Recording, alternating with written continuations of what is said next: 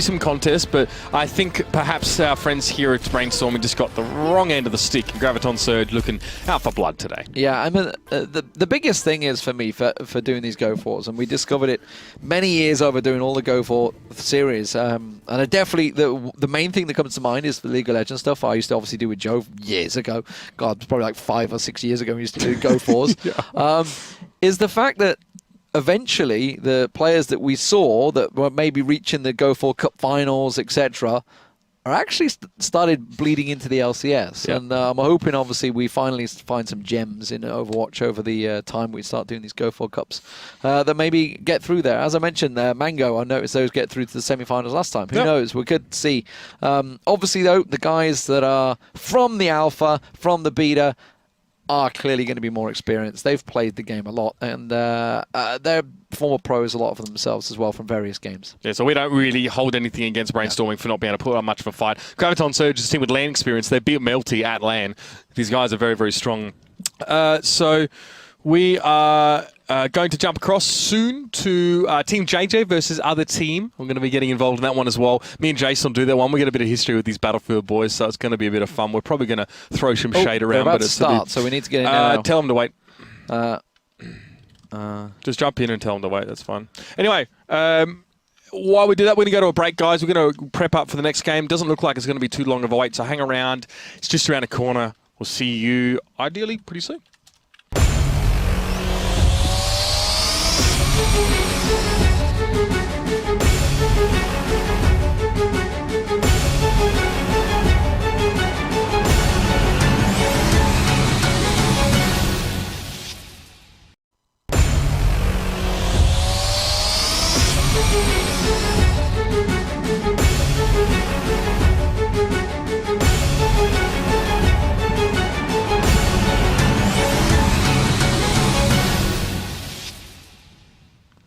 Hello everyone, welcome back to ESL for the Kickoff Cup for the Go4 Overwatch number 1.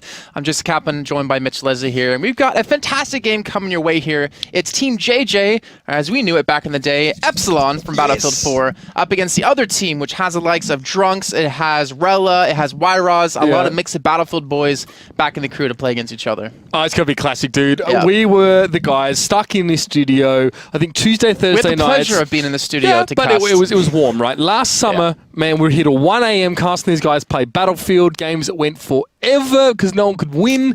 Now they're coming over to Overwatch, and it's our pleasure to actually get to cast them in what is going to be their first game going head-to-head. So no shortage of rivalries here at all as well, especially Epsilon were the top of the heap, I think, by the end of our Battlefield stuff that we were doing. I think we have to get some more backstory on that because we talked about Reunited. Excuse me. Reunited being the best Battlefield team. But that was without Winghaven, and that was actually with Drunks playing in the team. But now Drunks, he actually took a step back. Instead, he's going to go to more of a managerial role for Fnatic. But like you were saying, Epsilon, this is with Duke PT, Hexus, Horic, Jika. Oh, no Make here, though, unfortunately for us. But this was the team who won the last season of the Battlefield series that we had. And these two teams, Epsilon and Fnatic, would always go head-to-head, battling out, trying to be the best team. And Epsilon actually had a really damn good roster at the end of the season, but we didn't get to see them play against the team who's won 5 seasons straight. So it's a little bit unfortunate. Had already dropped off. It was like us 9 months before Overwatch came out. We were working on the content and getting ready. The same was for Reunited or Fnatic, as they were back then. So in that absence, that's when Epsilon climbed to the top of the ESL 1 Battlefield 4 rankings. But always an asterisk next to that one. They don't count it as that, but we do, because they didn't beat technically the best team. I mean, they performed well. They had ridiculous aim stars on their team, like Hunter and Mayak. Mayak actually got accused of cheating so many times because he wasn't old enough to go to LAN. But then once he was old enough, he went like 20-2 in his first initial game, and then continued that pace the rest of his Battlefield career when he was playing offline. So definitely proving that he can play with the best. I want to see how they're going to do in this game, though, because this is a team who didn't really play together when the closed beta was around, or at least they all didn't have access. And now they're here to show us what we got. Well, what they got at least. I don't know what we've got, but I'll tell you what they've got is some damn good skill and aim behind them. So this might be a little bit less anticlimactic than maybe the last match, but are they ready to go? They're ready to go. I just want to talk a little bit about them, give a little bit of history, because these are technically two teams that we expect to be, maybe not one of the top teams in the next month, but on the precipice of being one of the top teams. They do have the raw potential to be there. I hope they do. I hope they put the time in as well. We saw what Reunited were able to do. I mean, this Epsilon lineup was one that really impressed us a lot. Yeah. I mean, can't wait. This is exciting for us as well. We didn't actually see much of these guys during the beta. A lot of these guys didn't actually get access. Guys like guys like Wyros were like, "Hey, Mitch, can you get me in the beta, bro?" I'm like, "Yeah, can't do that." Why didn't you ask Jeff Kaplan? Yeah, I don't know why. Yeah. I don't know why. I'm not sure. And it's funny because he's still salty at me because I led him through the city of Cologne for 2 hours trying to find a kebab store after the last ESL 1 finals, and he hates me for it because he's from the east of Germany. I think he's not a real fan of Cologne, but he's like, I'm really hungry. I'm like, come with me, bro. Not far. Walked him across the city. Found a kebab place. He was not impressed. Didn't like his kebab either, and it was like 2 a.m. So fair enough. How does it take you 2 hours to find one? Well, no, we literally walked from here to Zulpichstrasse. Why'd you? All the way. Because trains weren't running. It was too late. But there's so many places between here, isn't it? They were closed. The ones on Nomart were closed. All right. Gotta know where to find your kebab, guys, all right? Vic would know that well. We had to show him when he comes here as well. We'll see. So just to go over what the whole format of this entire cup is, it's going to be best of 1 up till the semifinals where it turns into a best of 3. Then from there on, at the grand finals, we turn it into a best of 5. It's single elimination. And you're playing week in and week out to actually place into the monthly final. Mitch, you take this away because I'm coughing. Yeah, of course. So monthly final as well. The top 8 teams from the weekly cups will get in, plus the top 4 from the ladders. So if you can't play on Sundays, if maybe you have maybe your whole team wants to go to church, that's totally fine. I approve of that. Right? Stay in school, don't do drugs. Or temple if you're Jewish. Yeah, that's exactly good point. Or the mosque. But point is that you can play during the week in the ESL Play ladder and also qualify for those monthly finals, which have like a €900 prize pool. 900 prize pool, 600 for first place, 300 for second. So a lot of money to win there. But not to mention, besides the money alone, it's a lot of practice for you to actually get some games in. I know a lot of people have messaged me saying, Jason, how do I get into scrims? Where do I find these scrims? And it's mostly been in these closed kind of quarters on Discord. But this gives you another avenue to really get some practice in. So those of you wondering why we're sat here talking so much, one of the players from the other team has disconnected. Drunks lives in the French mountains. You never know about his connection sometimes. It can be pretty bad, but we are waiting on him. Who's actually his management staff for Fnatic now. Yeah. He's works directly under Khan, actually. So I spoke to him in Katowice. So obviously going from Battlefield player, I always asked him, are you going to go with the rest of the guys into Overwatch? He's like, no, not really. I'm going to. That's why we saw obviously Winghaven come back and they picked up. Initially they tried for Stefan, but now of course that is Cruz. Why Ross is saying, Mitch, stop talking about kebab. He's super salty about that. He is salty. Doesn't know what good food is. Okay, Strunks is back. Everyone's ready. And let's go. Let's get this one underway. It's going to be Dorado again for best of 1, and then Ilios if we do have a tie. It comes down to stopwatch, whoever gets the farthest the quickest, except it doesn't actually work that way. It's whoever finishes the quickest, or it depends on distance. If it's a tie in distance, we go to the King of the Hill map, and that means it's going to be a best of 1 on that. So you don't finish out the whole King of the Hill map, you just do 1. And we're dropping into Dorado, and let's see how these teams are going to break down here. On the defending side, it's going to be other team with Stylish, Rella, Moo, Wyraz, Drunks, and Harpson. And on the side, Team JJ, Mitch, I want you to introduce them because we know them all too well. It's going to be Jika, who is possibly the world's biggest weeb as a Frenchman. Duke PTs, Flashaw, Benny, of course, with a beard. He looks a lot older. Without one, he looks like a 4-year-old child. Hexus and Horek will be sort of finishing off that roster there as well. So, again, Epsilon Battlefield players. Benny, of course, coming from Meet Your Makers, then tried a couple other mixes as well. Hopefully see Smash You at one point come in. But Jika also was always sort of the captain, I guess after Safe left, definitely keeping his team together. So we'll see what they can do here. I mean, Rella as well, as I said, French Battlefield 4 pro, Drunks, played for Fnatic, as you can see in his name, and Wyros, it was the captain of the German side, Pentasports in Battlefield 4. It's really interesting to see that Horik's on a support role for them, because in Battlefield days, he was the kind of guy who would always flank behind the enemy team at these flags, because it was a domination game mode, and while he was flanking, he let the rest of his team push off into the other area, pick up a couple kills, and then work his position from there. But playing support will be really interesting for him. That's like Maik for me playing support, who's been like one of the strongest aimers in Battlefield ever. Yeah, it's going to be take a bit of getting used to, I think, seeing these guys in these actual roles as well. Since everyone was actually medic class in Battlefield 4, that was the way it went, pretty much, because you all had health packs and you could revive each other. So this is how it's going to be, though. And let's see. Nothing crazy from the attacking side here. They are going to be bringing Winston straight off the bat, but no duplicate heroes whatsoever for either team. Yeah, do they not? I mean, you can't hero stack. We just saw in the last game, so I'm not sure exactly what they're going for. But Drunks playing Pharah with Harpson playing Widowmaker is really interesting to me because you have Pharah can dominate the skies, but you don't have a real strong front line DPS like a double McCree. So we'll see how it works. You can see them already defending really aggressively, trying to break down that shield and not let them get around this corner. We'll see if this works out. This is a fairly common position for teams to take on the defensive side if they're ready to fight. What I find confusing is that they don't really have a McCree or a Soldier 76 that once the boots get on the ground, you can actually really reliably do damage. So we do, of course, see Hex's head topside now as well, just to try and threaten at least on towards Rella. As I said, I said they didn't have McCree. They do, and Rella shows up there on the kill feed as well, getting on towards Horik. They got a McCree, but I was expecting maybe a double because they're running the Pharah Widow combo. It's kind of really interesting to see what kind of route they're going to decide to go. But it looks like it has been a successful first defense here on the side of these are actually. Team. Oh, yeah, it was other team. Okay. Wow, in my head, they're messing with me. Anyway, so they successfully defend, and that's interesting considering we probably between us had Team JJ as the team who was probably going to win. Yeah, I think. Well, I mean, yeah, I think JJ on paper look a touch stronger, but we don't know some of these players as well. I don't know who Mu is or Stoilish or any of those guys. So Drunks, they're getting a bit aggressive, always going to have that Mercy to pocket him. Does have that barrage available as well, so in a few seconds he might be able to get up behind and get it done. But you see Rella, Benny somehow finding himself in the back lines. That speaks a lot about his Battlefield play as well, but he's eventually going to fall down, and now we have a Primal Rage Winston and Texas in the back line himself, trying to cause some trouble. Well, I just wanted to see if Drunks was going to survive that one. Using the barrage up close and personal, he's not going to turn because he'll actually kill himself. If he does hit a wall, he's going to just have to survive for now. But again, another solid defense being put up here. And I got to give it to Harpson. Yeah, he's a person we actually haven't seen in the Battlefield days, but he's doing a damn good job on this Widowmaker. Yeah, we'll see what he can show us a little bit later on. Clearly got a few hours under his belt there, no doubt about it. So JJ come back in now as well with an Earth Shatter and a Deadeye available. Good to see Duke on a DPS class as well. He was one of the young prodigies from the Epsilon lineup back in the day. Wyros, get wrecked, mate. You're on Reinhardt. Enjoy that. Oh, God. To be funny, you know, we gave him a lot of shtick when he was playing back for Penta in the day, but he had some really, really good breakout performances now. We'll have to see what he can do here. Drunk's getting a double there up in midair and does benefit from the sound barrier.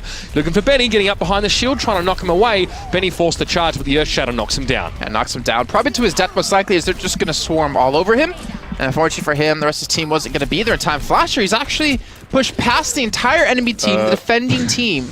I don't think he got any kills. Eventually, he's going to die himself to Harpson, who switched over now to the Soldier instead of Widow. Interesting play, didn't really work out for him. Maybe he was hoping the rest of his team would have been able to pick up those kills, allowing them to actually get this payload across. Yeah, a couple funny moments there as well. Harpson, maybe Harspin, should I say, underestimating or overestimating the length of his grappling hook there as well. It was Flashaw, sorry, that was the one. Trying to come forward, so he's going to come back in now as well, and minimal progress has really been made here by Team JJ coming forward. They have a sound barrier to use, but they've been shut down every time they start to get through this underpass. And with the payload on the other side of that one, this means that JJ have to come forward. But here's the sound barrier. Duke does get the stun down as well. Gets rid of Harspin now. Going to try and get aggressive with a right click off towards the side. A little bit wishful thinking, but he's still alive to connect some shots here. Rella and Wyros both fall. And Drugs was there to actually clean up the kill into him before anything. He has a barrage available. He's getting damage boosted. There it goes. Burning down on a 2, on a 3. Looking for Duke. He's going to get him as well. That's 4 kills for Drugs. Even as the farewell. See you later, boys. And that will be, again, a successful defense. Yeah, I don't know. I think it might be struggle town here for Team JJ at this stage. We're going to need to see them put on a pretty Herculean hold on the defensive side. So now, hero switching. Not seeing a lot of it here, Jason. It's almost as if Team JJ just want to persist with this kind of lineup. The triple DPS, we saw Harspin actually switch from Widowmaker and go for 76. Seems to be working out for them now as well, because obviously with the Pharah and McCree controlling their own areas of the map, Team JJ have struggled to get a foothold. So that's what confuses me, is that Flasher on the Widowmaker should have free reign of Drunks. He should be able to take him out of the sky relatively easy. There he goes, he's going to get the quick shot onto him. And with no other Widow on the enemy team, he doesn't have to worry about too much in terms of being pressured in the high ground. The rest of his team can jump in, and it'll be allowed to sit in towards the back, picking up these kills. And even the revive being used just to pick up Drunks here, because they want to put up this last defense. There's 25 seconds left to go, Mitch. This is the last chance for Team JJ to get this payload. up to that checkpoint. That's right. There'll be no second chances here as well. Earthshadow's available for Benny, but so does Wyros have that one ready to go. Horek actually has his Resurrect here, and that might be the difference in this fight, as Moo doesn't have it available. It's a good Earthshadow, but Benny decided to go for Wyros, maybe settling some old grudges, but he gets him down first. Drunks is still going to be a problem, though, as he's still airborne. He's got a sound barrier on him as well, keeping him alive. He picks up Flash Orb before he heads up, and now Benny is going to be all his for the taking. It's going to be a barrage coming in as well, and Jika falls down. All 4 kills for the man. He may have moved to a management position, Jason, but this guy can still frag up there with the best of them. Yes, he can, and that's the second time he's gotten 4 kills in a row, able to shut them down. Horek, he died immediately in that fight, not allowing him to have that revive available to even get his second team up for that second fight, and Moo's actually at the play of the game. I think that was the last revive he did to get his entire team back. Actually, it wasn't, no, it was a little bit earlier on where he's going to revive, 3 people? And somehow escape by going back to Drunks, then going back up to him again in the air. With only 9 HP, he survives. He gets the barrage down, or helps get the barrage down. Another team, they do secure, I guess you could say, the first half, but now it comes down to Team JJ. They have to prevent other team from getting that first checkpoint, or they will be out of the tournament. Yeah, and that's all they have to do as well. You'll see that reflected in our overlay as it comes in. They must hold that first capture point. There's no other choice here as well. And we'll talk about the defense a little bit more, Jason, as well. I think Drunks was probably the dominant factor in that game. Obviously, he was the man in charge of Fnatic at their height of their Battlefield 4 success. His Pharaoh, though, is pretty hard to deal with. And you're quite surprised to say that as well, considering that we did see that the Team JJ Sniper had free reign, didn't have to deal with another Widow up in the air. Yeah, Flasher, he should have been able to shut him down. He didn't really have anyone to contest him. And we did see him actually flank one time. Remember, he was over in this area and he eventually got shut down trying to run back towards his team by a soldier. If you come around this position, you get behind the enemy team, and while your team's engaging, you're never going to be looked at. You're going to be getting free reign from up in this high ground. And if they do look at you, then that means the DPS isn't trying to focus on the front line. It isn't trying to focus on someone like Benny, who has his shield up and available. It allows him to keep his shield up, allows him to push in as a team, and either way, still kind of pick up this point in general. So, unfortunately, it didn't really work out for him, and I would say, I think you would agree with me, Mitch, is that this map doesn't get any easier either. The farther you get through, no. It doesn't get easier. No, not even remotely.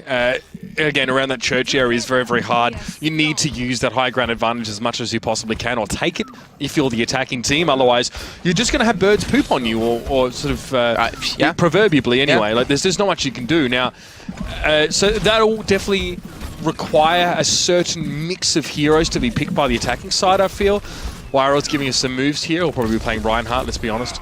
Or at least another Winston. So, yeah, don't know if the team's got the message. You can stack heroes. And I think a double Winston here is reasonable for other team if they want to press forward here. I'm looking at it, and I feel like Horek is screwed, Duke is screwed, and Hex is potentially in where his position is, because when the double monkeys jump on you, Horek's most likely just going to die. That's what a Mercy does. Get an aerial of this setup just real quickly so everyone can see who's sitting here. So they're just going to sit here, right, and then maybe charge down and fight. Or, like some teams are doing now, back away around to that courtyard and fight from there. And Drunks is just going to get some free damage. Just spamming away at the shield, trying to prevent it from being a position that they can actually sit on top of. But not using Genjis. There's no Tracers. There's no one to flank around the backside. No Reapers. I'm really curious to why neither of these teams are actually using a hero like that who can provide you the flank. Like, for instance, you put a Genji the backside now, you can get behind the entire enemy team and they won't really expect what's going to happen onto you. But Harson, going to she dash straight in by himself. Wyro's going to join the party a little bit too late. Drunks is going to be joined in as well. And Hexus is already able to pick up 2 kills. Yeah, getting them aerial hits on towards Drunks as well. But Drunks was being healed up by that Mercy here. Moo definitely doing his job so far.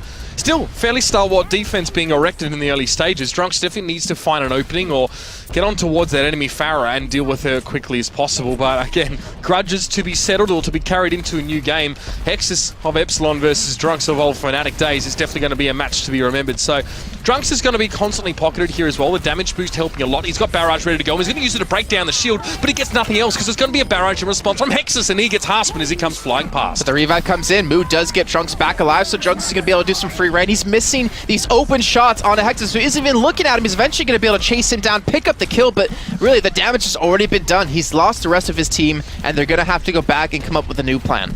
Another double Winston. It worked to a degree. Problem is, I'm seeing Haspin come forward and taking 2 direct hits from Hexus before he even hits the ground, right? So these Winstons need to coordinate. They need to go together as well. And it's all well and good to have high ground control, Jason, but when the